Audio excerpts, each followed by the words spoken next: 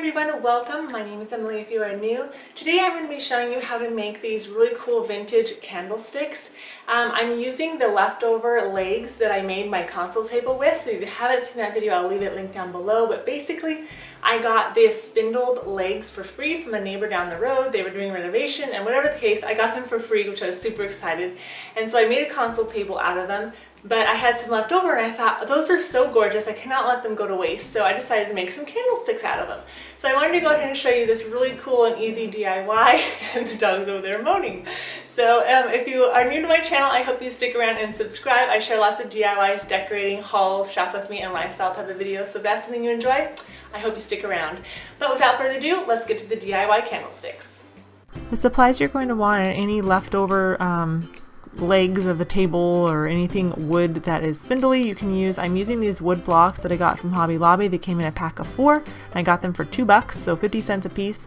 We're going to be using those at the end blocks and I think they'll give it a lot of good character. I'm using a drill bit and then a pre-drill, and then you obviously need your drill and some screws, and then wood glue is optional. You wouldn't say you need that. But the first thing you're going to want to do is place your piece of wood onto the bottom piece of wood and figure out where it is centered. Once you have that, I just eyeballed it and then drilled into the center of it with my pre-drill. Once you have that, go ahead and switch out and put in your bit. That way you can screw them together. I actually ended up just putting a little bit of glue just for extra strength. You never know when you might need it. Once you have that, go ahead and flip it over and do the same thing to the opposite side and get that all positioned. I would suggest adding the glue first and then pre-drilling, just to save yourself a little bit of time if that's what you're going to do, but glue is not necessary here. Once those are all screwed together, I just took this wood filler and applied that to each end to cover up the screw holes as I pre-sunk mine. That way they would be flush, and just go ahead and let that stuff dry. Once it is dry, go ahead and just sand it down. Now this one I actually applied stripper to get some of the white paint off, and I liked it but I did not at the same time. So I'm going to be using this Waverly paint white and then an eggplant to kind of give it a nice like antique look. I started by just applying the white, and I didn't do like a full thick coat. I just applied it to the end pieces of wood since my spindles were already somewhat white anyways, and just kind of gave it a rough look.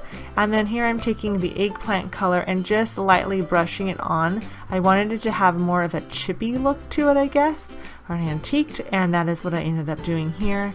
Just kind of using small brush strokes. You can do it kind of dry brushing, which is just having very little on your brush itself.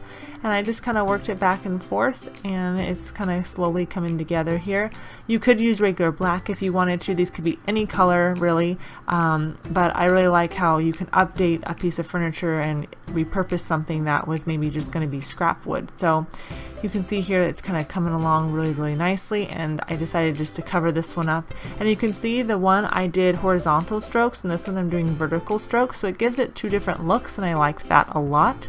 So the possibilities are really endless with this. So if there's something lying around your house that you maybe you're going to throw away, think of different ways that you can repurpose it, and maybe you can get some candlesticks out of it. So I hope you guys enjoyed this DIY. It is super simple, very cost effective. It's just the cost of the Hobby Lobby sticks, but I absolutely love the way they came out. They're super versatile. So if you guys enjoyed this, be sure to give it a thumbs up, and as always, I hope you have a beautiful day, and I'll see you guys soon.